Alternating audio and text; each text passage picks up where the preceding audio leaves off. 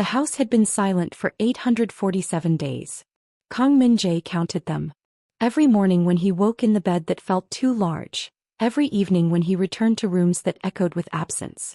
847 days since Hana's laugh had filled the spaces between furniture. 847 days since music had lived in these walls. He'd preserved everything exactly as she'd left it. Her books on the shelf, spine out in the order she preferred. Her teacup beside the sink, the one with cherry blossoms she'd bought in Busan. Even her voice, captured in recordings he couldn't bring himself to play but couldn't delete.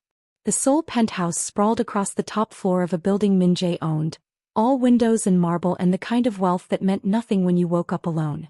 42 floors below, the city moved through its rhythms.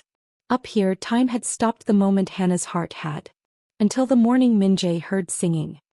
He froze on the staircase, his hand gripping the railing so hard his knuckles went white. That melody. That specific melody. Jude, the ballad Hana had sung while cooking, while reading, while falling asleep in his arms. The song that had been theirs before it became his torture. His feet moved without permission, carrying him down the stairs toward a voice that was wrong. Deeper, richer, textured with something Hana's crystalline soprano had never possessed, but also somehow devastatingly right. In the living room, surrounded by the afternoon light streaming through floor-to-ceiling windows, stood a woman he barely remembered hiring. Naomi Williams.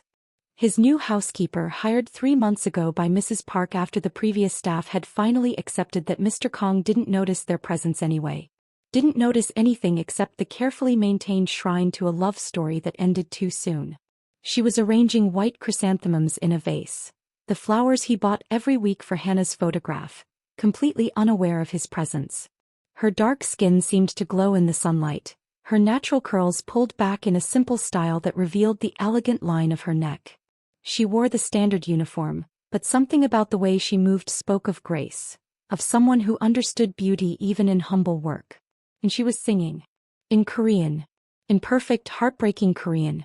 Hyedo, no hayute isuvu. Stay by my side, stay by my side. The words Hana had whispered to him the night before she died, not knowing they'd be the last peaceful moment they'd share. Something inside Min-Jae's chest cracked. Not broke. It had broken 847 days ago. This was different. This was the sound of something frozen beginning, impossibly, to thaw. His world, the Ghost King. Kang Min-Jae was 35 years old and had been dead inside for nearly 3. In the world he commanded, a vast network of import-export businesses that operated in the shadows between legal and lethal. They called him Yonghan, the Ghost. Not because he was hard to find but because those who crossed him tended to disappear. He'd inherited the organization at 25 when his father died, and spent a decade building it into an empire. Shipping routes through Busan, real estate throughout Seoul, connections that stretched from Tokyo to Los Angeles. He was ruthless, efficient, and untouchable. Then he'd met Hana. She'd been a classical pianist, performing at a charity gala he'd attended for appearances. Small, delicate, with a smile that had no business existing in a room full of predators. She'd looked at him across the crowded hall and seen not Yonghan the ghost, but Min-Jae the man underneath. Their courtship had been impossible. She knew what he was, knew the darkness he moved through, but chose to love him anyway. Chose to bring music and light and humanity into spaces that had known only calculation and control. They'd married after 6 months. Had 3 years of the kind of happiness Min-Jae hadn't known existed. 3 years of her piano filling their home, her voice singing while she cooked Korean dishes her mother had taught her, her gentle insistence that he was more than the sum of his sins. Then her heart, damaged since birth by a condition no amount of money could fix, had simply stopped. Min-Jae had held her as she died. Had felt her final breath against his neck. Had watched the light leave her eyes and known that his own light was dying with her. For 847 days he'd been going through motions. The organization ran because his lieutenants were competent. Enemies stayed in line because his reputation preceded him. But Min-Jae himself was empty, a hollowed-out version of the man Hana had loved. He worked 18-hour days because sleep meant dreams, and dreams meant waking to remember she was gone. He ate because his body required fuel. He attended meetings because his empire demanded it. But he didn't live. Living had died with Hana. Her world, the songbird in exile. Naomi Williams was 29 years old and had learned that dreams were luxuries for people who could afford them. She'd grown up in Atlanta, raised by a grandmother who'd filled their small apartment with music. Gospel on Sundays, jazz on weeknights, and everything in between. Grandma Ruth had recognized Naomi's gift early. The way her voice could transform a room, make strangers stop and listen, carry emotion that words alone couldn't express. "You got healing in your throat, baby girl," Grandma Ruth used to say. "That's a gift from God. Don't you waste it." Naomi hadn't planned to waste it. She'd earned a scholarship to Berklee College of Music, spent 4 years honing her craft, graduated with dreams of stages and studios and a life lived in melody. She'd moved to New York, taken the requisite survival jobs while auditioning, gotten so close to breakthrough moments. Then Grandma Ruth had gotten sick. Naomi had come home to find medical bills that turned dreams into impossibilities. Had spent 2 years caring for the woman who'd raised her, singing softly beside a hospital bed, watching the strongest person she'd ever known fade despite every prayer, every hope, every bargained promise with whatever deity might be listening. Grandma Ruth had died holding Naomi's hand, her final words simple: "Keep singing, baby. Promise me you'll keep singing." Naomi had promised. But promises were hard to keep when grief sat heavy on your chest and bills demanded payment in ways that talent couldn't provide. She'd taken a job with an international domestic placement agency, the kind that catered to wealthy clients who wanted staff with education, discretion, and willingness to relocate. The pay was good, the contracts clear. It wasn't music, but it was survival. Seoul had been her third placement in 2 years. The Kang household had seemed simple enough. One client, large home, excellent compensation, minimal interaction required. Mrs. Park, the senior housekeeper who managed staffing, had been direct during the interview. "Mr. Kang is very private," she'd explained in careful English. "His wife passed away several years ago. He prefers staff to be invisible, efficient. You clean, you maintain, you do not disturb him. Can you do this?" Naomi had nodded. Invisible suited her fine. She'd spent 2 years becoming invisible, learning to move through wealthy spaces without leaving traces of herself behind. What Mrs. Park hadn't mentioned was the grief that saturated every corner of the penthouse. The untouched piano in the music room.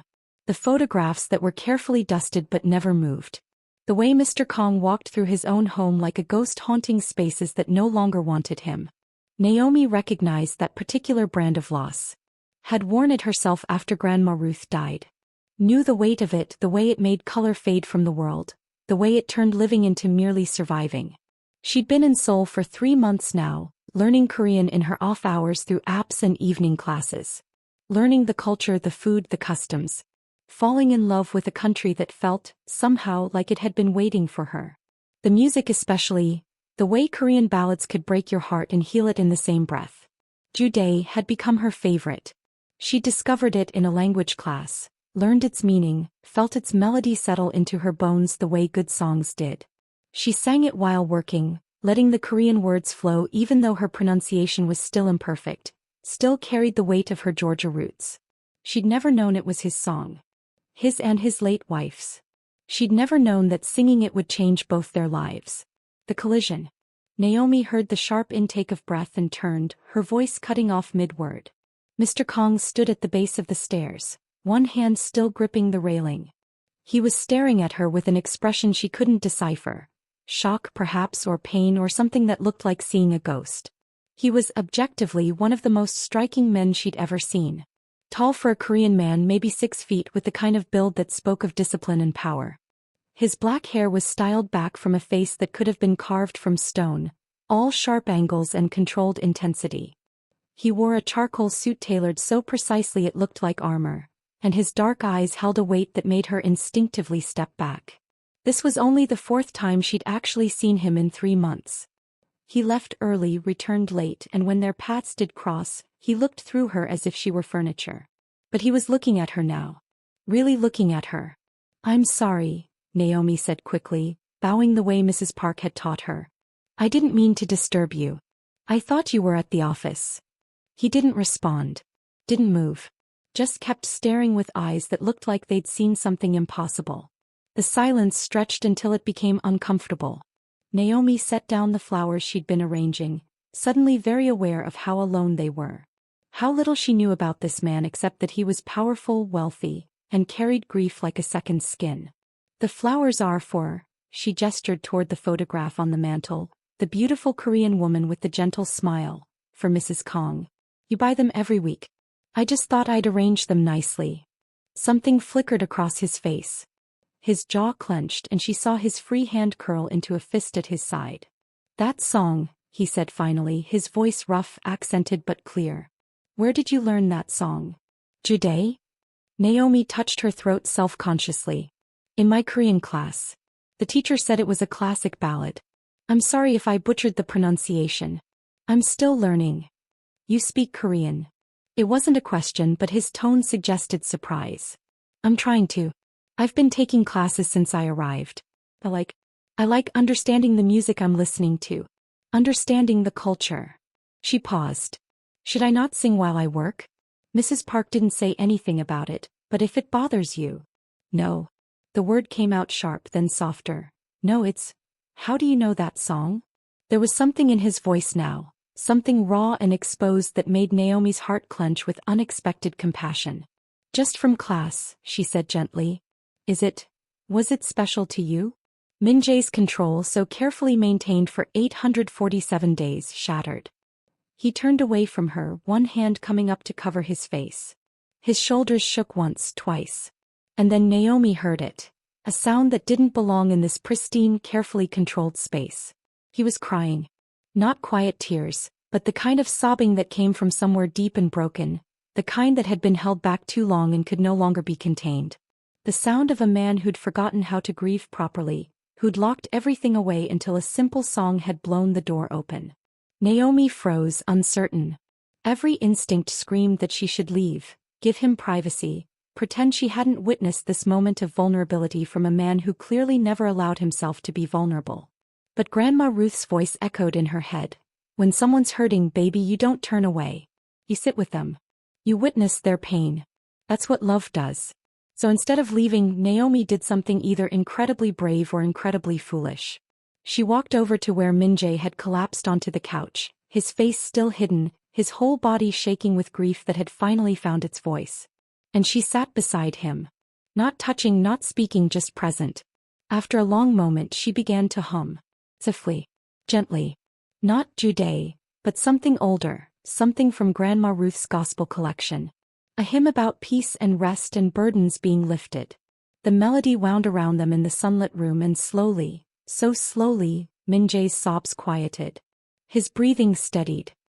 He lowered his hand from his face, revealing eyes that were red-rimmed and devastated and somehow more human than anything Naomi had seen in this grief-haunted house. She used to sing that song, he said finally, his voice wrecked. Every morning. While she made breakfast, while she played piano, while she... He stopped, swallowed hard. She died singing it. In my arms. Jude, was the last thing I heard from her lips. Naomi's breath caught. I'm so sorry. I didn't know. I would never have. No. Min-Jae looked at her fully for the first time, and Naomi felt the impact of that gaze like a physical thing. Don't apologize. I haven't, for 847 days, I haven't let myself feel anything. I've been empty. Dead inside. And then you sang her song and I... He didn't finish the sentence. Didn't need to. They sat in silence, stranger and employer, separated by culture and circumstance and a vast gulf of grief. But in that moment, connected by music and loss and unexpected understanding. My grandmother died 2 years ago, Naomi offered quietly. She raised me, taught me to sing. I promised her I'd keep singing, but sometimes... He touched her chest. Sometimes it hurts too much to keep promises made to people who aren't here anymore. Min-Jae turned to look at her properly now, seeing her, really seeing her, for the first time. Not just a housekeeper, not just staff, but a woman who understood the particular weight of loving someone and losing them. But you sing anyway, he observed. I try. Because she wanted joy for me, not silence. Naomi met his eyes. Maybe your wife wanted the same for you? The question hung between them, gentle but profound. Min-Jae thought about Hana, about her light, about the way she'd always pushed him toward life instead of darkness. About how she'd hate knowing he'd spent 847 days merely existing instead of living. Yes, he said finally, the admission costing him something. She would have wanted that. They sat a moment longer, the sun shifting across the floor, the white chrysanthemums Naomi had arranged casting shadows on the wall. Then Min-Jae stood, composing himself with visible effort, becoming once again the controlled, untouchable man who commanded an empire. "Thank you," he said formally. "For..." He gestured vaguely, unable to name what had just passed between them. "For witnessing," Naomi supplied gently, standing as well. "Sometimes we need someone to witness our grief." He nodded once, then turned toward his study. At the door he paused. "Naomi."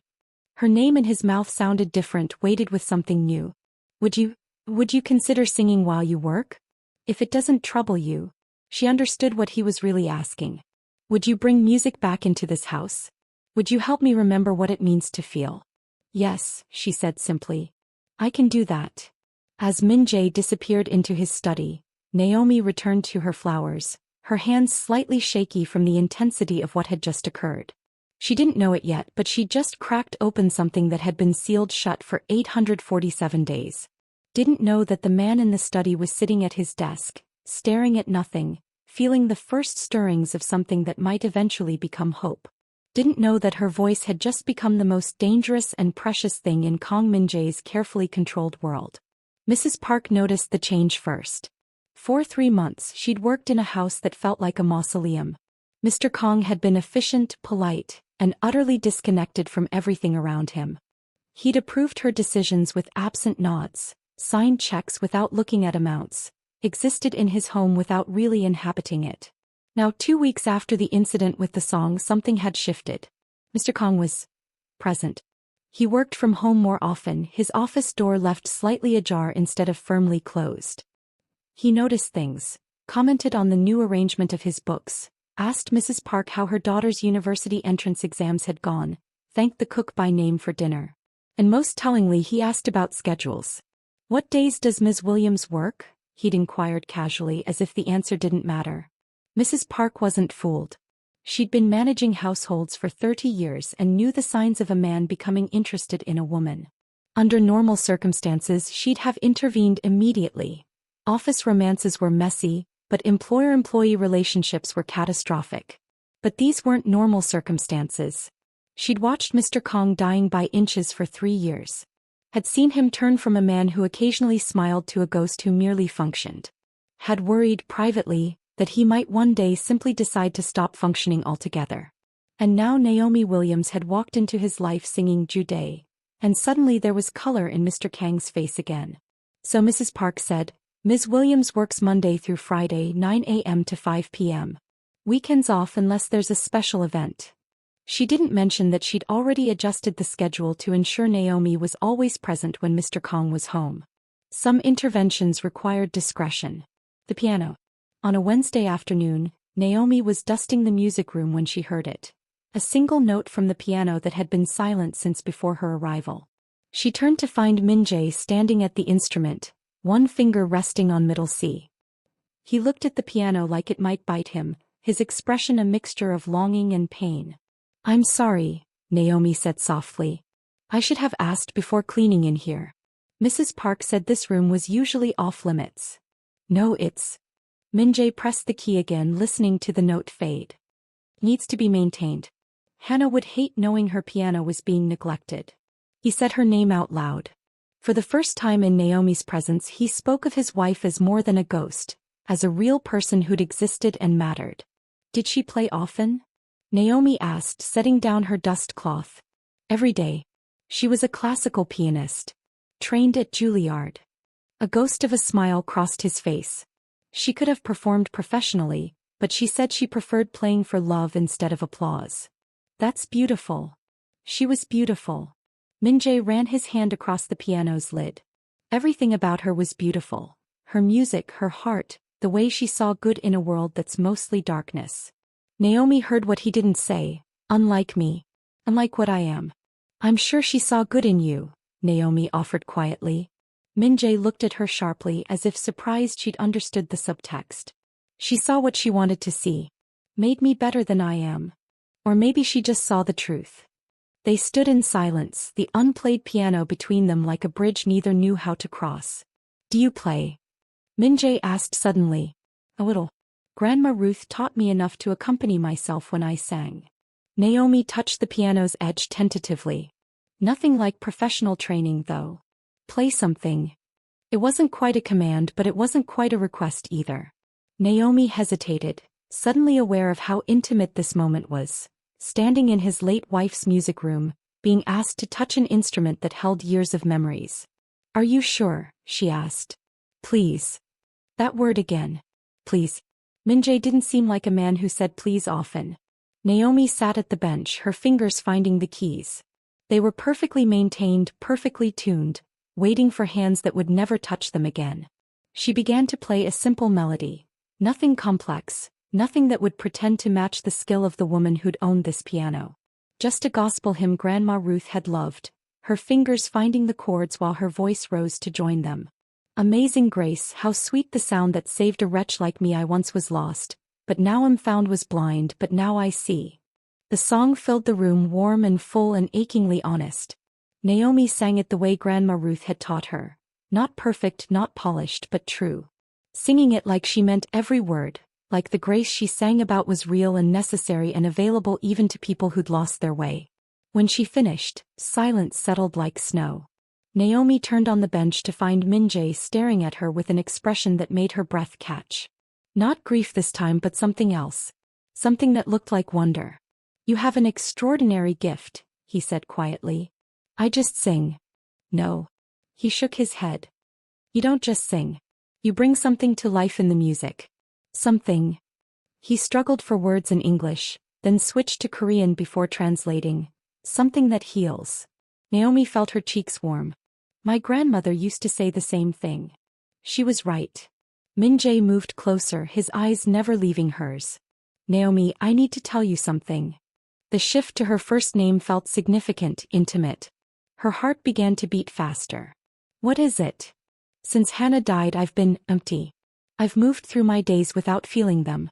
I've built walls so high that nothing could reach me. He paused, his jaw working as if the next words were difficult. And then you sang and those walls cracked. You made me feel again. Min-Jae. I know this is inappropriate. I know I'm your employer, that there are 1,000 reasons why I shouldn't be saying this to you. His hands clenched at his sides. But I also know that for the first time in 847 days I don't feel dead inside. And that's because of you. Naomi stood, her mind racing. This was dangerous territory. Not because she didn't feel the pull between them, she did, God help her, she absolutely did, but because she understood what crossing this line would mean. You're grieving, she said gently. What you're feeling might just be relief that you can feel anything at all. Do you think I haven't considered that? Min-Jae's voice turned rough. I've spent 2 weeks trying to convince myself that what I feel is just gratitude or loneliness or some kind of transference. But it's not. He stepped closer. Close enough that Naomi could see the flecks of gold in his dark eyes, smell the clean scent of his cologne. When I look at you, I don't see Hana. I don't see a replacement or a consolation. I see you, a woman who sings while she works because she promised her grandmother, who learned Korean because she wants to understand the culture, who sat with a stranger while he fell apart and offered witness instead of judgment. Naomi's breath came faster. You barely know me. Then let me know you.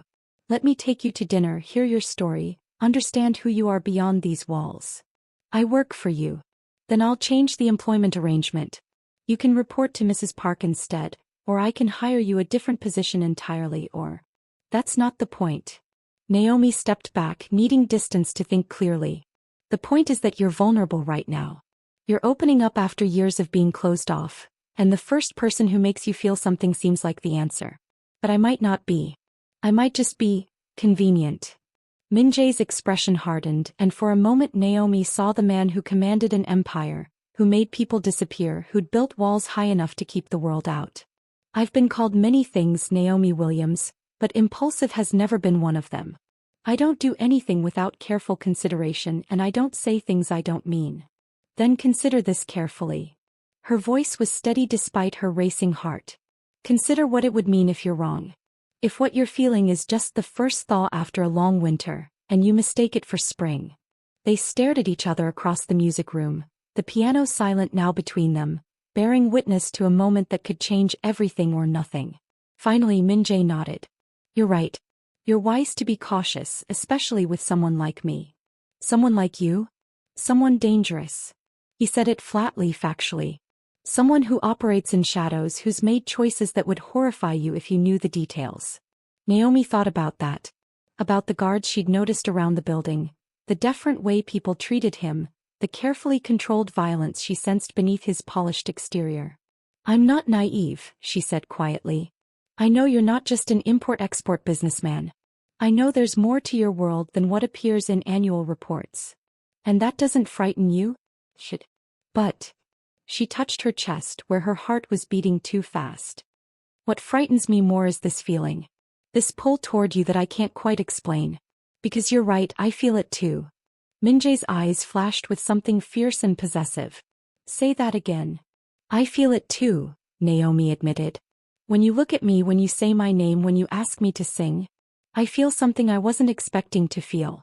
Something that probably isn't wise. Wisdom is overrated. Min-Jae smiled and it transformed his entire face. Give me one dinner. That's all I'm asking. Let me take you somewhere, talk to you, show you that what I'm feeling isn't convenience or transference or desperation. And if I say no, then I'll respect that. I'll adjust the household arrangements so you're comfortable, and I'll find other ways to deal with my grief. His eyes held hers. But I think you won't say no. I think you're as curious about this as I am. He was right. Damn him, he was right. Naomi thought about Grandma Ruth, about the advice she'd given about following your heart while keeping your head. About taking calculated risks in the name of possibility. One dinner, she heard herself say. Somewhere public. Somewhere we can talk like normal people instead of employer and employee. Tomorrow night. I know a place. Not somewhere fancy. Somewhere real. Min-Jae's smile widened. I know just the place. A pojamaka. A street food tent, in Myeongdong. Hana used to drag me there when she wanted to feel like a regular person instead of a businessman's wife. The mention of his late wife didn't sting the way Naomi expected. Instead it felt right, like he was honoring her memory while making space for something new. Okay, Naomi said. Tomorrow night. As Min-Jae left the music room, Naomi sat back down at the piano, her hands trembling slightly. What had she just agreed to? What door had she just opened? She played a few notes, tentative and questioning. The piano responded with perfect clarity, as if it had been waiting all along for someone brave enough to make it sing again. The pojamaka was everything Min-Jae had promised. Cramped, loud, deliciously authentic and completely removed from the world of luxury Naomi had glimpsed in his penthouse. They sat on plastic stools under an orange tarp, surrounded by Koreans eating tteokbokki and drinking soju. And for the first time since she'd met him, Min-Jae looked genuinely relaxed. Hana loved this place, he said, gesturing around. Said it reminded her that money couldn't buy the things that mattered. Good food, real people, authentic connection. She sounds like she was wise. She was. Min-Jae poured soju into small glasses, offering one to Naomi. She was everything I wasn't. Warm, open, certain that the world had goodness in it worth finding. Naomi accepted the glass. And what are you? Cynical. Controlled. Certain that the world is mostly darkness with occasional glimpses of light. That's sad. It's realistic. He raised his glass. To Hana. Who saw light even in darkness. They drank and Naomi felt the burn of the alcohol settle in her chest. Tell me about your grandmother, Min-Jae said. The one who taught you to sing. So Naomi did. She told him about Grandma Ruth, about growing up surrounded by music and faith and unconditional love. About Berkeley and New York and dreams that had shifted when duty called. About sitting beside a hospital bed singing hymns while cancer won. She sounds extraordinary, Min-Jae said when she finished. She was. I don't know the right tense for people who die but stay alive in your heart. I understand that. His eyes were distant for a moment. Hana's been gone for 847 days, 848 now, but sometimes I still expect to hear her practicing in the morning. Still reach for her in bed. The absence is so loud it drowns out everything else. Until it doesn't, Naomi said softly. Until something breaks through the noise. Until someone breaks through. Min-Jae reached across the small table, his hand stopping just short of hers. Hey I. Naomi placed her hand in his, feeling the calluses on his palm, unexpected on a man who seemed to live in boardrooms and luxury. You have working hands. I train. Martial arts, boxing. Physical discipline helps maintain mental discipline. He traced her knuckles with his thumb. What about you? What do you do when you're not working? I study Korean. I explore the city. I sing at a small church in Itaewon. They have an international congregation and needed someone for their gospel choir. You sing in church. Something in his expression softened. Hana used to do that too. Not gospel, we're Buddhist, but she'd perform at temples sometimes, play for ceremonies. They talked for hours. About music and grief and the strange paths that brought people together. About Seoul and Atlanta and the ways different cultures expressed the same human needs. About loss and healing and whether it was possible to honor the dead while choosing to keep living. I want to live again, Min-Jae admitted as the evening wound down. I didn't know that until you sang, but I do. I'm tired of being a ghost. Then stop haunting, Naomi said gently. Start inhabiting. Your life, your home, your future. Will you help me? The question was loaded with implications that both scared and thrilled her. I don't know if I'm strong enough to help you heal from something that deep. You don't have to heal me. Just be present. Let me know you. Let me hear you sing. His hand tightened on hers. Let me figure out what it means to feel again. Naomi looked at this man. This powerful, broken, dangerous man who was asking her to witness his return to life. Every practical instinct said to run. But her heart, that traitorous thing, said to stay. Okay, she whispered. But slowly. We do this slowly. As slow as you need. When Min-Jae's driver took them home that night, because of course he had a driver waiting, he walked Naomi to the staff entrance instead of expecting her to find her own way. Thank you, he said at the door. For tonight. For honesty. For giving me a chance. Thank you for street food and soju and letting me see you as a person instead of just my employer. They stood close, the night air cool around them, the city humming with distant life. Min-Jae reached up slowly, giving her time to step away, and touched her cheek. Just that, a gentle touch, his fingers warm against her skin. I want to kiss you, he admitted. But I won't. Not yet. Not until you're certain. Naomi's breath caught. The fact that he was asking, that he was giving her control, made her want to close the distance herself. But wisdom, hard-won and grandmother taught, kept her still. Good night, Min-Jae. Good night, Naomi. Dream well. Their relationship changed after that night, becoming something neither could quite name. Min-Jae worked from home more often, his office door open, classical music playing softly. He'd ask Naomi's opinion on small things. Flowers for the foyer, books to donate, whether the cook's new kimchi recipe was too spicy. She continued her work, but now it included conversations. About Korean history and African American culture. About music theory and grief. About his organization, carefully edited, and her dreams, carefully hopeful. He taught her Korean cooking. She taught him Negro spirituals. They discovered shared loves. Toni Morrison and Hong Kong, jazz and panzori, the way rainstorms could make a city feel intimate. Mrs. Park watched with approval and concern in equal measure. This was good for Mr. Kong, clearly. But what happened when reality intruded? When his world and Naomi's collided in ways that couldn't be managed with gentle conversations and shared meals? The answer came 3 weeks into their careful courtship. The threat. Park Sung-ho had been Min-Jae's right hand for 15 years. Had risen through the organization on competence and brutality in equal measure. Had earned his position through loyalty demonstrated in blood. But lately Sung-ho had been watching his boss with growing unease. Min-Jae had changed. Started questioning decisions that would have been automatic before. Started talking about restructuring and legitimate business opportunities, and other phrases that sounded suspiciously like retreat. And it all started with the woman. The black American housekeeper who sang while she worked and somehow made Young-han the ghost smile. Sung-ho didn't believe in coincidences. And he definitely didn't believe in love making powerful men suddenly reconsider their empires. So when Choi Dae-young, a rival organization leader who'd been pushing boundaries for months, reached out with a proposal, Sung-ho listened. Your boss is distracted. Choi had said over expensive whiskey. Distracted men make mistakes. And mistakes create opportunities. What kind of opportunities? The kind where territories shift. Where leadership changes. Where loyal lieutenants become bosses in their own right. Betrayal was a common currency in their world. The only question was price. What do you need from me? Sung-ho had asked. Choi's smile had been sharp as a blade. Just one thing. Access. The warning. The flowers arrived at the staff entrance on a Tuesday morning. A dozen white roses with a card in English. Beautiful voice. We should talk. Friend. Naomi stared at them, unease prickling her spine. She didn't have friends in Seoul who sent flowers. Didn't have friends who knew where she lived. She brought them to Mrs. Park.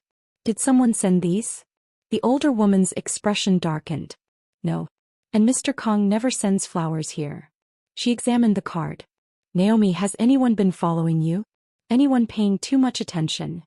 I don't think so. Why? These aren't from an admirer. They're a message. Mrs. Park pulled out her phone. I need to call Mr. Kang. Min-Jae arrived within 30 minutes, his face a mask of controlled fury. He took one look at the flowers and made a call in rapid Korean that Naomi couldn't follow. When he finished, he turned to her with eyes that had gone cold and dangerous. This was Han the ghost, she realized. This was the man who commanded an empire through fear and power. Pack a bag, he said. You're coming with me. What? Why? Because someone just declared you a target and I won't let them get close enough to hurt you. Naomi felt ice flood her veins. I don't understand. Who would target me? I'm nobody. You're not nobody. You're mine. The possessive declaration was fierce, absolute. And in my world that makes you leverage. Your world. The reality crashed over her. This is because of what you do. Whatever illegal things, whatever darkness you operate in. Yes. He didn't flinch from it. And I'm sorry. But right now the only thing that matters is keeping you safe. You should have warned me. Should have told me that getting close to you would make me a target. I know. His jaw clenched. I was selfish. I wanted you in my life and I convinced myself I could keep those worlds separate. I was wrong. Mrs. Park reappeared with a packed bag. I included a week's worth of clothing. Min-Jae, is she going to the safe house? No. She's staying with me. Full security detail. No one gets within 100 meters without clearance. This is insane, Naomi said. I can't just disappear. I have responsibilities, a life. Which won't matter if you're dead. Min-Jae gripped her arms, forcing her to meet his eyes. I understand you're angry. You have every right to be. But right now we don't have time for me to explain everything. We need to move. Naomi looked at this man she'd been falling for, seeing him clearly for the first time. Seeing the violence he was capable of, the danger he lived in, the price that came with being connected to him. She should run. Should thank Mrs. Park for the kindness, pack her things and get on the first flight back to Atlanta. But when she looked into Min-Jae's eyes, she didn't see Han the ghost. She saw the man who'd cried at hearing his late wife's song. The man who'd listened to her grief with perfect understanding. The man who was terrified right now not for himself but for her. One condition, she said finally. Anything. You tell me everything. No more careful editing. No more protection through ignorance. If I'm going to be in danger because of you, I deserve to know exactly what that means. Min-Jae nodded slowly. I can do that. Naomi? I promise you, whatever's coming, whoever sent those flowers, they won't touch you. I'll burn my entire organization to the ground before I let anyone hurt you. The vow should have frightened her. Instead, it made her feel safer than she'd felt since the flowers arrived. Okay, she said. Let's go. Min-Jae's penthouse had transformed overnight. Where before there had been elegant emptiness, now there were people. 6 security personnel rotating in shifts, communication equipment set up in what had been Hana's music room, and an atmosphere of controlled tension that made the luxury feel like a gilded cage. Naomi sat in the living room while Min-Jae paced, his phone pressed to his ear, speaking rapid Korean that occasionally erupted into something that sounded like controlled violence. When he finally ended the call, he looked at her with an expression that was equal parts fury and exhaustion. Talk, Naomi said simply. You promised me everything. So he did. Min-Jae told her about inheriting his father's organization at 25. About the import-export business that operated in shadows, shipping routes that moved both legal goods and less legal ones, real estate acquisitions that laundered money as efficiently as they generated profit, connections throughout Asia that came with violence attached. "I've killed people," he said flatly, watching her face for judgment. "Not often, not without cause, but I've done it. I've ordered worse done by others. I've built an empire on fear and efficiency and knowing exactly when to show mercy and when to show strength." Naomi listened without interrupting, her mind working through the implications. "And Hana knew all of this?" "Yes. From the beginning I was honest with her about what I did. He smiled sadly. She said she saw the man beneath the monster. Said everyone deserves redemption if they're brave enough to reach for it." "Did you reach for it?" "I tried. For her I tried. I pulled back from the worst operations. Started investing more heavily in legitimate businesses. Was in the process of restructuring everything when she died." His hands clenched. "And then she was gone and I stopped caring about redemption. Stopped caring about anything except maintaining control. Until I sang. Until you sang." He moved to sit beside her. "Naomi, I need you to understand something. The man who sent those flowers is named Choi Dae-young. He's been trying to move into my territories for months. He's ruthless, ambitious, and smart enough to know that the best way to hurt me is to find something I care about. And he found me. Someone told him about you. Someone close to me." Min-Jae's voice went cold. "Which means I have a traitor in my organization." Naomi absorbed this. "What will you do to them when you find out who it is?" The pause was telling. Min-Jae wanted to lie, wanted to soften the truth, but he'd promised her everything. "I'll kill them. Personally. As a message to anyone else who might consider betrayal." There was the unvarnished reality of who he was. Naomi should have been horrified. Should have demanded he take her home, pay her whatever severance would salve his conscience, and let her disappear back into ordinary life. Instead she thought about Grandma Ruth. About growing up in neighborhoods where violence wasn't theoretical. About understanding that the world had always been divided into people who made the rules and people who survived them. "I don't condone killing," she said carefully. "But I understand that in your world there are consequences for betrayal. I just need to know, is this who you want to be? Or is this who you're trapped being?" The question clearly startled him. "What do you mean?" "You said Hana saw redemption in you. That you were restructuring before she died. So I'm asking, do you want to keep being Yonghan the ghost? Or do you want to become someone else? Someone who could sleep at night without blood on his hands?" Min-Jae looked at her like she'd just offered him something he'd thought lost forever. "I want to change. God, Naomi, I want to walk away from all of it. But it's not simple. You don't just quit this life. There are obligations, territories, people who depend on the structure I've created. Then change it from inside. Gradually. Make it into something that doesn't require you to kill people to maintain order." She took his hand. "You're smart enough. Powerful enough. And if Hana believed you could be redeemed, maybe I can believe it too. You'd stay? Knowing everything you know now." Naomi was quiet for a long moment, really examining her heart. "I'm angry that you didn't tell me sooner. I'm scared of what being with you might mean. But I'm not ready to walk away. Not yet." "Why not?" "Because I've seen who you are when no one's watching. I've seen you cry over your wife's memory. I've seen you gentle with Mrs. Park, respectful to your staff, genuinely interested in my thoughts and dreams." He squeezed his hand. "I've seen the man Hana saw. And that man is worth fighting for." Min-Jae pulled her into his arms, holding her like she was something precious and fragile. "I don't deserve you. Maybe not. But Grandma Ruth used to say that grace isn't about deserving. It's about receiving what's freely given and letting it change you. Then I receive you." His voice was rough against her hair. "And I swear I will change.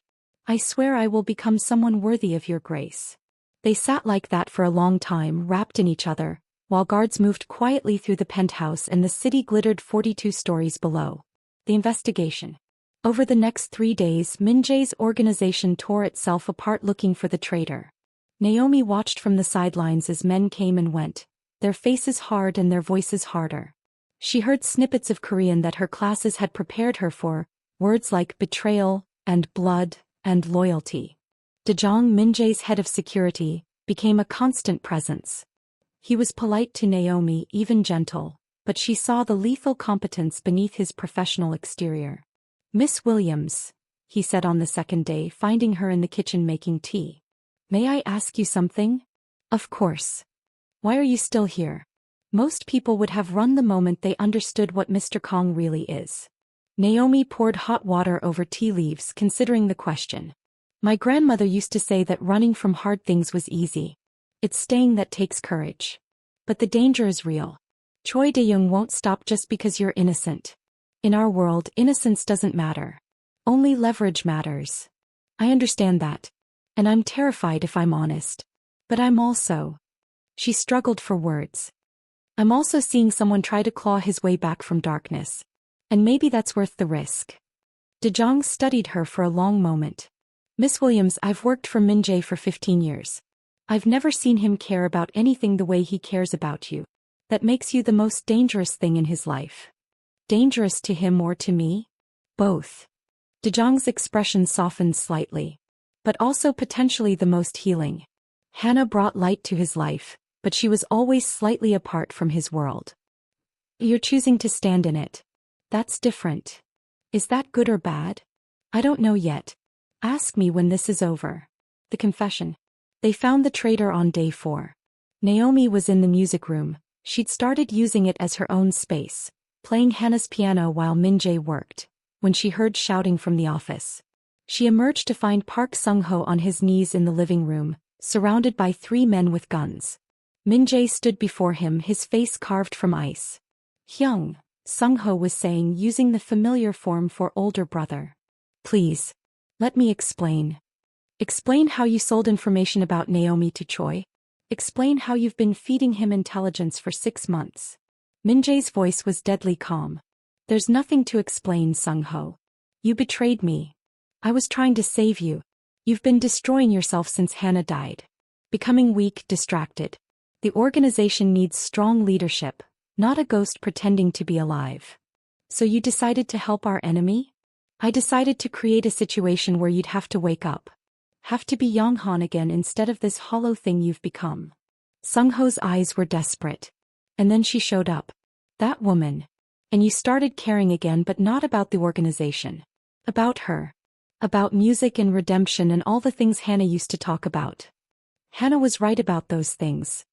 Hana made you soft. And now this woman is finishing what Hana started, turning you into something weak." The words hung in the air like poison. Min-Jae's hand went to the gun at his waist.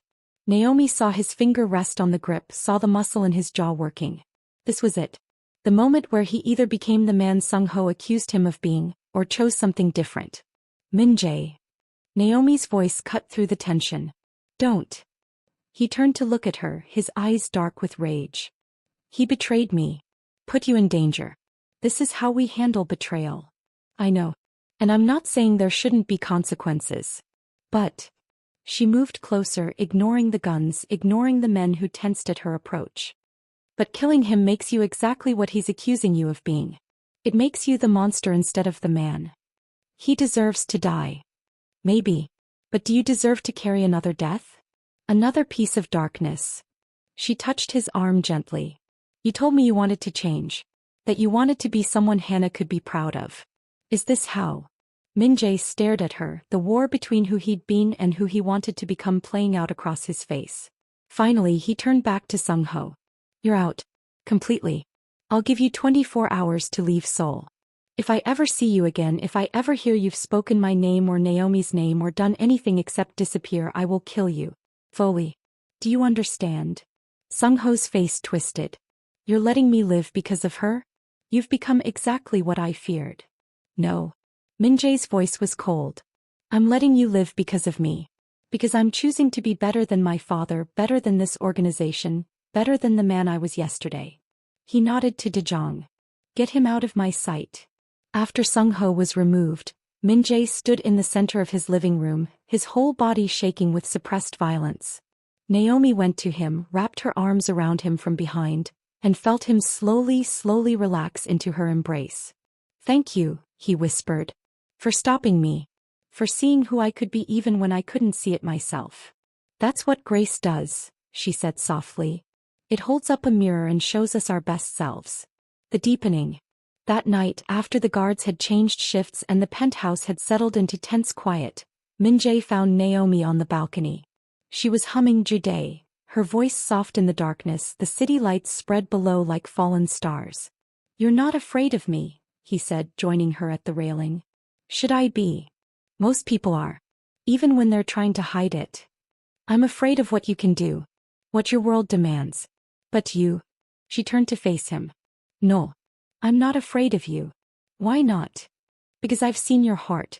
The part that loved Hana so much you couldn't function without her. The part that cries when music moves you. The part that chose mercy today when violence would have been easier. Min-Jae reached up, cupping her face with both hands.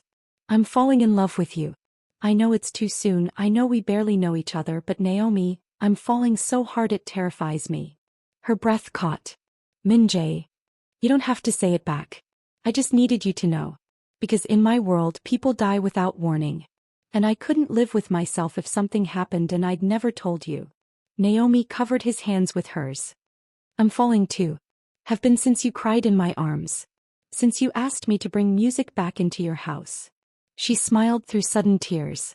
Grandma Ruth would say we're both crazy. That this is happening too fast in all the wrong ways. What do you say? I say that sometimes the heart knows before the head catches up. And my heart knows you, Min-Jae. Knows your grief and your gentleness and your desperate hope for redemption. He kissed her then. Soft and deep and full of everything they'd been holding back. Kissed her like she was water after a drought, like she was music after silence, like she was life after death. When they finally pulled apart, both breathing hard, Min-Jae rested his forehead against hers. I need to end this with Choi. Permanently. And I need to do it in a way that doesn't make me the monster anymore. How? I have an idea. But it's risky. And it involves you. Tell me. The plan. Absolutely not. De Jong's face was a mask of horror. Sir, you can't seriously be considering using Miss Williams as bait. I'm not using her. I'm giving her a choice. Min-Jae looked at Naomi. But yes, the plan involves you being visible. Public. Exactly what Choi wants. They sat in the office. Min-Jae, Naomi, De Jong and 3 other top lieutenants. On the table was a blueprint of the Seoul Arts Center. There's a benefit concert in 2 days, Min-Jae explained. International performers, high-profile donors, massive security. The kind of event where someone like Choi would make a move if he thought he had an opportunity. So we give him that opportunity, Naomi said slowly. We let him think I'm vulnerable. You won't actually be vulnerable. I'll have 50 of our people there, all armed, all positioned to respond within seconds. But yes, to Choi it will look like you're exposed. De Jong shook his head. This is insane. The risk is mine to take, Naomi interrupted. If I understand correctly, Choi won't stop targeting me until he either gets what he wants or learns that coming after me is too costly. So we show him it's too costly. One of the lieutenants spoke up in Korean. Min-Jae responded, and Naomi caught enough to understand they were debating her capability, her training, her ability to handle herself in danger. I may not be trained in combat, she said in careful Korean, making them all look at her in surprise. But I grew up in neighborhoods where violence was real. I know how to stay calm under pressure. And I trust Min-Jae to keep me safe. Min-Jae's expression softened. Your Korean is getting very good. I have good motivation to learn. She switched back to English. So what's my role exactly? You attend the concert as my guest. We make it public. Photos, social media, everything. You're the American girlfriend of Kang Min-Jae, out in the open, showing the world I'm not hiding you. Which Choi will see as an invitation. Yes. He'll make a move, either at the concert itself or immediately after. And when he does, we'll be ready. Naomi thought about this. About being used as bait. About the danger she'd be walking into. About everything that could go wrong. Then she thought about living in fear forever. About letting Choi's threats dictate her life. About being someone who ran instead of someone who stood. Okay, she said. I'll do it. But I have one condition. Name it. If this goes wrong, if something happens to me, you promise you won't let it destroy you. Promise you won't go back to being the ghost. Min-Jae's jaw clenched. Naomi, Promise me. Because I'm only doing this if I know that my life has meaning beyond being leverage against you. If I know that whether I live or die, you'll keep choosing light over darkness. The request was impossible and they both knew it. But Min-Jae looked into her eyes and saw the steel beneath her gentleness, the strength beneath her grace. I promise, he said. Though I pray to every god I don't believe in that I won't have to keep it. Preparation. The next 2 days were a blur of preparation. Min-Jae hired a security consultant to work with Naomi, teaching her exit routes, safe positions, how to identify threats in a crowd. Dejong ran her through scenarios until she could recite responses in her sleep. But perhaps most importantly, Min-Jae took her shopping. You need to look like you belong in my world, he explained as they entered a boutique in Gangnam. Like someone worth targeting, worth making a statement about. The shop assistants descended with champagne and options. Naomi tried on dress after dress, each more beautiful and expensive than the last, until Min-Jae saw the one. It was deep emerald green, sleeveless, with a neckline that was elegant rather than revealing. The color made her skin glow, and the cut emphasized her natural grace. She looked like royalty, like someone who could command a room without saying a word. This one, Min-Jae said, his voice rough. It's too much. This probably costs. I don't care what it costs. You're wearing this. He came closer, adjusting the drape of fabric at her shoulder. You're so beautiful it hurts to look at you. Naomi met his eyes in the mirror. I'm terrified. I know. So am I. What if this doesn't work? What if Choi? Then I will burn Seoul to the ground finding him. We'll make sure he regrets the day he learned your name. Min-Jae's reflection was fierce. But it will work. Because I will not lose you. I refuse to lose another woman I love. You love me. She said it softly, testing the words. Desperately. Completely. In ways that probably aren't healthy or wise, but yes. I love you, Naomi Williams. She turned in his arms, right there in the boutique with assistants pretending not to notice. I love you too. And when this is over, when Choi is dealt with and we're safe, I want to talk about what that means. About whether this can really work between us. Can work. I'll make sure it works. You can't control everything. Watch me. She laughed and the sound made something in his chest unclench. Arrogant man. You're arrogant man. Yes, she agreed. Wine. The night arrives. The Seoul Arts Center was spectacular. All glass and light and wealth on display. Naomi stepped from the car on Min-Jae's arm, and flashbulbs exploded around them. She'd expected it, had been warned about the media attention, but the reality was still overwhelming. Reporters shouted questions in Korean and English, cameras captured every angle, and somewhere in the digital ether, their appearance together was already trending. Smile, Min-Jae murmured against her ear. Show them you're not afraid. So Naomi smiled. Let Min-Jae's hand rest possessively on her lower back. Waved slightly at the cameras like she'd been doing this her whole life instead of scrubbing floors 3 months ago. Inside the concert hall was even more impressive. Seoul's elite mingled in formal wear, champagne flutes in hand, conversations conducted in multiple languages. Naomi recognized several faces from news reports. Business leaders, politicians, celebrities. This was Min-Jae's world. Power and money and influence concentrated in a single space. You're doing great, he said quietly, guiding her through the crowd. Just stay close to me. They took their seats in a private box overlooking the stage.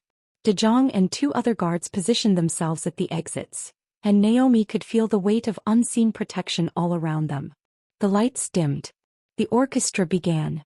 And for 90 minutes, Naomi forgot about danger and threats and violence, losing herself in music that transcended language and culture. During intermission, Min-Jae excused himself to speak with business associates. Dejong stayed close to Naomi, his eyes constantly scanning the crowd. Miss Williams, a voice said in accented English. How lovely to finally meet you. Naomi turned to find an older Korean man, perhaps 60, with silver hair and a smile that didn't reach his eyes. I'm sorry, she said politely. Have we met? Not formally. But I know Min-Jae quite well. We're in similar businesses. He offered his hand. Choi Dae-young. Every nerve in Naomi's body screamed danger. This was him. The man who'd sent the threatening flowers. The man who'd been trying to use her as leverage. She felt Dejong tense beside her, knew he was calculating distances and responses. Mr. Choi, she said, keeping her voice level. I don't think Min-Jae would appreciate you speaking to me. Min-Jae isn't here right now. And I simply wanted to deliver a message. Choi stepped closer and Naomi caught the scent of expensive cologne and something underneath it that smelled like threat. You're very beautiful. I understand why he's distracted. I think you should leave. In a moment. First, I wanted you to know something. His smile widened. Min-Jae can surround you with guards, can hide you in his penthouse, can pretend he can keep you safe. But the moment you step outside his protection, you're mine. And when I take you, it won't be for ransom. It will be to watch him break.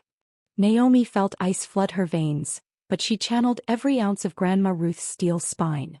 You're wrong about one thing, Mr. Choi. Oh. I don't need Min-Jae's protection. I survived my grandmother's death, survived poverty, survived my dreams dying. I'm stronger than you think. And if you come after me, you'll find out exactly how strong. Choi's eyes narrowed, something like surprise flickering across his face. Before he could respond, Min-Jae appeared, moving with lethal grace. Choi. His voice could have cut glass. I believe you were just leaving. Min-Jae. I was just meeting your lovely companion. You have excellent taste. If you ever speak to her again, I will kill you myself. No intermediaries. No warnings. Just you and me and the end you've been asking for. Min-Jae positioned himself between Naomi and Choi. Now leave before I forget we're in a public place. Choi's smile never wavered, but Naomi saw the calculation in his eyes. Saw him measuring odds, assessing risks. Enjoy the rest of the concert, he said finally, then melted back into the crowd. Min-Jae turned immediately to Naomi, his hands on her arms. Are you all right? Did he touch you? I'm fine. He just wanted to deliver threats. Which ones? Naomi told him, leaving nothing out. She watched Min-Jae's expression darken with each word until he looked like violence personified. He's escalating, Dejong said quietly. Approaching her directly means he's ready to make his move. Good. Min-Jae pulled out his phone. Let him come. We'll be ready. The ambush. They left the concert at 11 p.m., exiting through the main entrance where their car waited. The crowd had thinned, but photographers still lingered, hoping for final shots. Naomi felt the wrongness before she saw it. The way the photographer to their left moved. Too precise, too focused. The way a man near the car had his hand inside his jacket. The way three people who should have been leaving were instead converging on their position. Min-Jae, she said quietly. Something's wrong. He'd already seen it. Dejong abort. Back inside. Now. But it was too late. The photographer pulled a gun. The man by the car did the same. And suddenly there were weapons everywhere, shouting in Korean, civilians screaming and scattering. Min-Jae pulled Naomi behind him, his own gun appearing in his hand with practiced ease. Dejong and the other guards formed a protective barrier, returning fire at targets Naomi couldn't see through the chaos. Stay down. Min-Jae shouted at her. Stay behind me. But Naomi saw what he didn't. A fourth gunman circling around, positioning himself for a clear shot at Min-Jae's unprotected side. She moved without thinking. Threw herself at Min-Jae, shoving him aside just as the shot rang out. The bullet that should have hit him caught her instead. Pain exploded through her left shoulder. Naomi heard herself cry out, felt Min-Jae catch her as she fell, heard his voice screaming her name like it was being torn from his chest. Then everything moved in slow motion. Dejong took down the shooter who'd hit her. Min-Jae's guards swarmed the remaining attackers. Sirens wailed in the distance. And Min-Jae was on the ground with her, his hands pressing against her shoulder where blood was spreading across the emerald green dress. Naomi. Naomi, stay with me. Look at me. His face was white, his voice cracking. You're going to be fine. You hear me? You're going to be fine. Hurts, she managed. I know, baby. I know. But you're strong. You're so strong. He was crying, she realized. Tears streaming down his face while he held pressure on her wound. Why did you do that? Why did you push me? Couldn't let him shoot you. Her voice was fading. Love you. Too much. No. No, you don't get to say goodbye. You promised me we'd talk about what love means. You promised me a future. Min-Jae's voice broke completely. Please, Naomi. Please stay. I can't lose you. I can't lose another person I love. Naomi tried to respond, but darkness was creeping in at the edges of her vision. The last thing she saw before consciousness left her was Min-Jae's face, and the absolute devastation in his eyes. The hospital. The surgery took 4 hours. Min-Jae sat in the waiting room, his hands covered in Naomi's blood, and prayed to gods he'd stopped believing in when Hana died. Promised everything he had, everything he was, if they'd just let Naomi live. Dejong brought him clean clothes, coffee he didn't drink, updates he barely heard. We got all of Choi's people. 5 gunmen total. They're all dead except one, and he's wishing he was dead after what we did to him. De Jong's voice was carefully neutral. He confirmed it was Choi's order. He wanted to make a statement. Where is Choi now? Gone to ground. But we'll find him. I want him alive, Min-Jae said, his voice hollow. When we find him, bring him to me alive. Sir. That's an order. Mrs. Park arrived with food Min-Jae couldn't eat and sympathy he couldn't accept. She sat beside him in silence, the way she'd sat beside him after Hana died, witnessing his grief without trying to fix it. She saved my life, Min-Jae said finally. I was supposed to protect her and she saved my life. Because she loves you. That's what love does. It risks everything for the beloved. She shouldn't have had to risk anything. This is my fault. My world, my enemies, Your love, Mrs. Park interrupted gently. Which she chose knowing the cost. Don't take that choice away from her by drowning in guilt. The surgeon emerged at 3 a.m. still in scrubs, looking exhausted. Mr. Kang? Your girlfriend is stable. The bullet missed major arteries, but there was significant tissue damage. She'll need physical therapy and she'll have a scar, but she should make a full recovery. Min-Jae felt his knees almost buckle with relief. Can I see her? She's in recovery. Once she's moved to a room, yes. But Mr. Kang? She'll be in significant pain for a while. You should prepare yourself. The awakening. Naomi woke to pain and bright lights and Min-Jae's face hovering over hers. Hey, he said softly, his voice wrecked. Welcome back. Did we win? Her voice was barely a whisper. You took a bullet for me. I think that makes you the winner. He touched her face so gently it made her want to cry. How are you feeling? Like I got shot. That's accurate. His attempt at a smile failed. Naomi, you saved my life. You saw that gunman when I didn't, and you... His voice cracked. You could have died. But I didn't. But you could have. And I would have... He stopped, unable to finish the sentence. Naomi reached up with her good arm, touching his face. He looked terrible, exhausted, scared, still wearing traces of her blood despite the clean clothes someone had brought him. I'm okay, she said. Min-Jae, I'm okay. You're not okay. You're in a hospital bed with a bullet wound because of me. No. I'm in a hospital bed because of Choi. Because of his choices, his violence, his decision to use me as a weapon.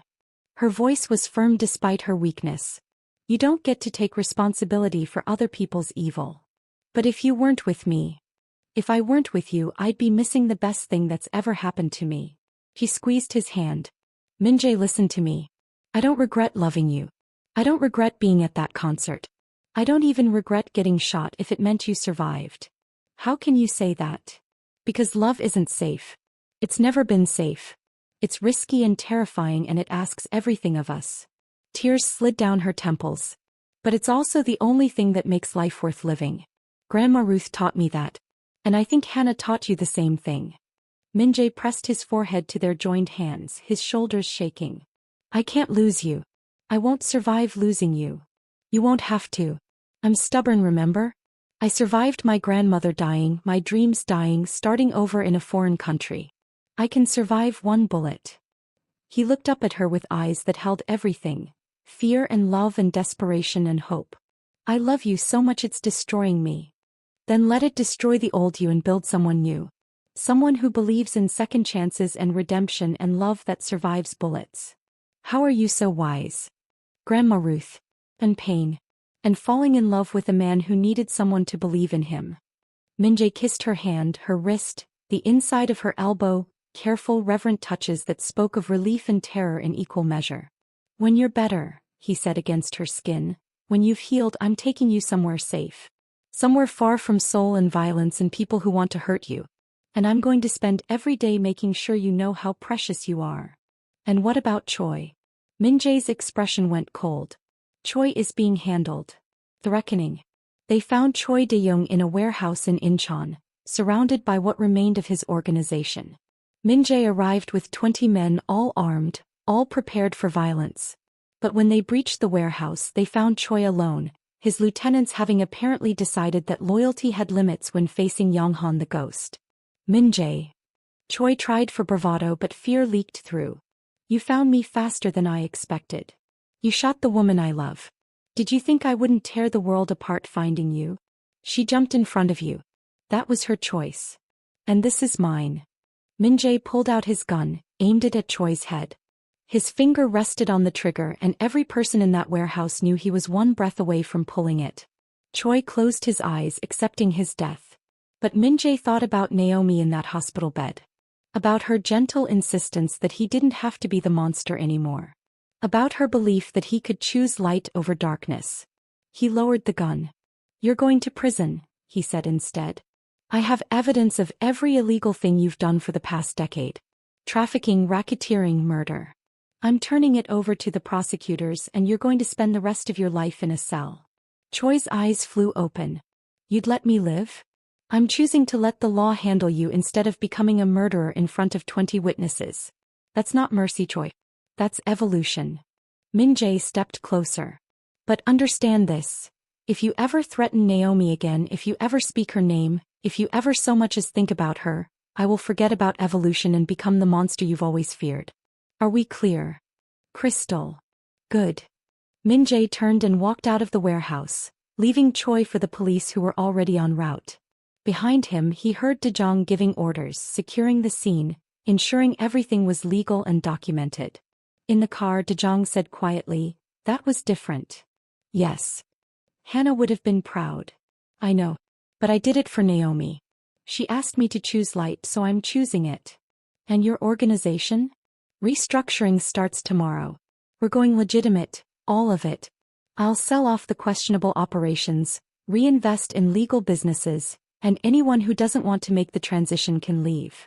Min-jae looked out at Seoul passing by. I'm done being Yonghan the ghost. It's time to be just Min-jae.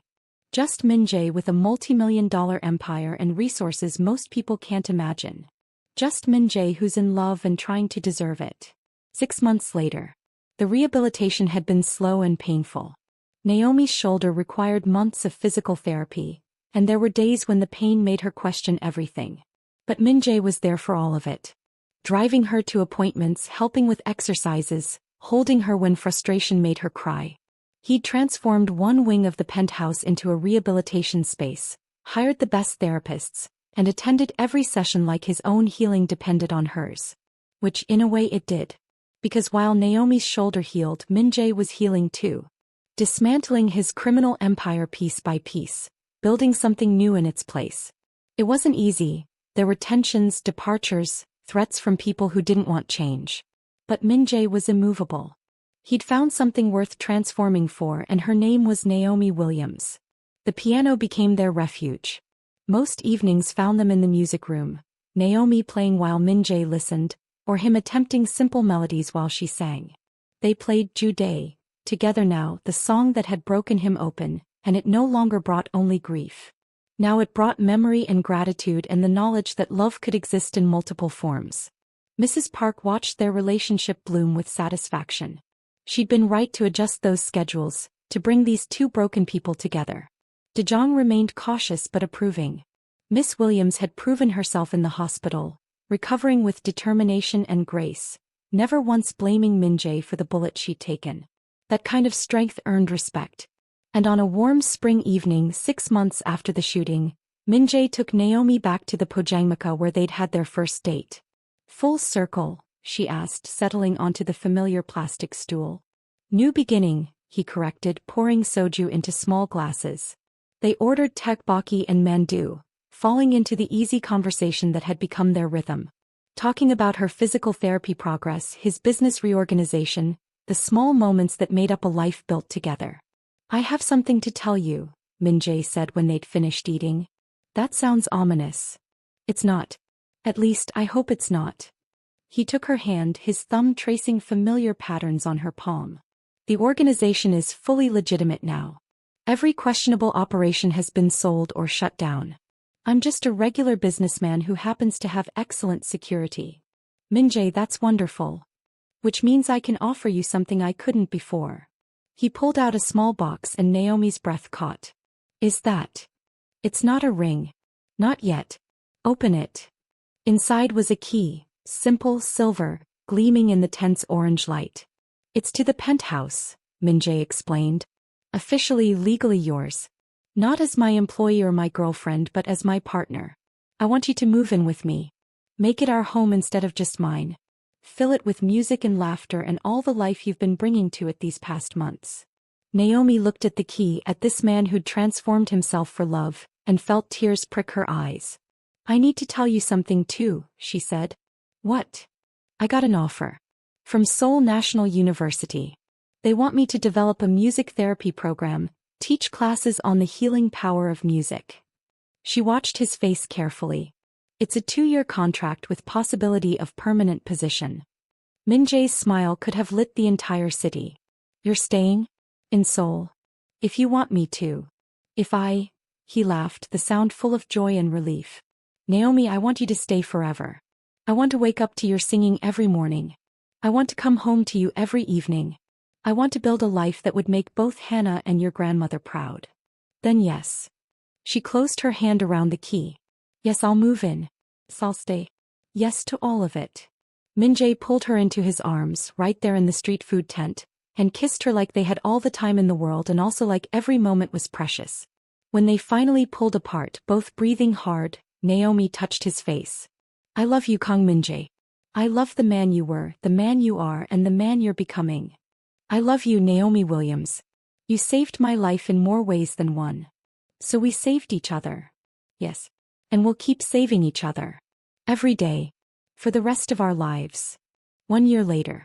The Seoul Arts Center was packed again, but this time for a different reason. Naomi stood backstage, her heart pounding, checking her appearance in the mirror one last time. The emerald green dress had been retired, too many memories of blood and bullets, replaced by something new. Something that looked forward instead of back. Ready? Mrs. Park asked, adjusting the flowers in Naomi's hair. Terrified. Good. Terror means it matters. Naomi walked to the stage entrance, hearing the murmur of the crowd beyond. Over 1,000 people had come tonight, filling the concert hall to hear the inaugural performance by Seoul National University's new music therapy program. But more importantly, Min-Jae was in the audience. Front row center, where he'd sat for every rehearsal, every preparation, every moment of doubt. The lights dimmed. The crowd quieted. And Naomi walked onto the stage alone. She sat at the piano, not Hana's piano, but a new one they'd chosen together, one that held no ghosts, only possibilities, and began to play. Ju-Dae filled the concert hall. But this time Naomi sang it differently. Not as a song of loss but as a song of love that transcends death. Love that makes space for new love. Love that honors the past while embracing the future. Her voice soared over the piano. Technically imperfect but emotionally flawless. Every note carried the journey she'd traveled, from Atlanta to Seoul, from housekeeper to teacher, from broken to healing to healed. When she finished, the silence lasted 3 heartbeats. Then the crowd erupted. Naomi found Min-Jae in the audience, saw tears streaming down his face, saw him mouth the words, I love you. She smiled and mouthed them back. After the concert, after the congratulations and the flowers and the overwhelming success, Min-Jae found her backstage. You were transcendent, he said, pulling her into his arms. I had good inspiration. Naomi. His voice held a tremor that made her pull back to look at him. What's wrong? Nothing's wrong. Everything's right. Which is why I need to do this now before I lose my courage. He reached into his jacket and pulled out the box he'd been carrying for 3 months, waiting for the perfect moment. Inside was a ring. Simple, elegant, with a single diamond that caught the light like a promise. Naomi Williams, Min-Jae said, dropping to one knee right there backstage, you brought music back into my life. You taught me that grief doesn't have to be the end of the story. You showed me that redemption is possible, that change is possible, that love is possible even after loss. Min-Jae. Let me finish. He smiled through tears. You saved my life twice. Once with your presence, once with your body. And I want to spend the rest of my life saving yours. Not from bullets or danger, but from ever doubting how precious you are, how loved you are, how essential you are to my existence. He opened the box. Marry me. Be my wife, my partner, my co-composer in this life we're building. Let me love you forever. Naomi felt tears streaming down her face, felt her heart so full it might burst. Yes, she whispered. Yes, yes, yes. As Min-Jae slid the ring onto her finger and stood to kiss her, Naomi thought about the journey that had brought them here. About singing a dead woman's favorite song and breaking open a grieving man's heart. About bullets and hospitals and choosing light over darkness. About two people from different worlds finding each other through music and building something new from the ruins of their pasts. I wish Hana could see this, she said against his chest. I wish she could know you're happy again. I think she does. Min-Jae held her tighter. And I think she'd love you. Almost as much as I do. They stood together in the backstage shadows, engaged and happy and whole, while beyond the curtain, Seoul continued its endless dance of light and sound. And somewhere in the space between memory and hope, both Grandma Ruth and Hana smiled. If Min-Jae and Naomi's journey from grief to healing touched your heart, I'd love to hear from you in the comments below. Have you ever experienced a moment where music broke through your pain? Or maybe you believe in second chances and love that transforms. Share your thoughts, I read every single comment. And if you're new here, welcome to our community where we explore powerful love stories that cross cultures, challenge boundaries, and prove that redemption is always possible. We dive deep into Korean romance, mafia protection stories, and relationships that choose light over darkness. Hit that subscribe button and turn on notifications so you never miss a story. We post new emotional, beautifully crafted romance narratives 3 times a week. Everything from Italian mafia bosses falling for humble women, to billionaire redemption arcs, to cross-cultural love that defies the odds. If this story moved you, please give it a thumbs up. Your likes tell me what resonates with you and help other viewers find these stories when they need them most. Sometimes we all need a reminder that broken people can heal, that love can bloom in unexpected places, and that choosing grace over violence is the bravest thing we can do. Drop a comment telling me, what moment hit you hardest? Was it when Min-Jae broke down hearing Jude? When Naomi took that bullet? Or the final proposal backstage? I want to know what made your heart stop. And if you have a friend who loves emotional romance, Korean culture, or stories about second chances and powerful transformation, share this video with them. These stories are meant to be experienced together. Thank you for being here. Thank you for witnessing Min-Jae and Naomi's journey from that first heartbreaking song to their beautiful forever. Your support means everything. Until next time, keep believing in love that transforms, in music that heals, and in second chances that change everything.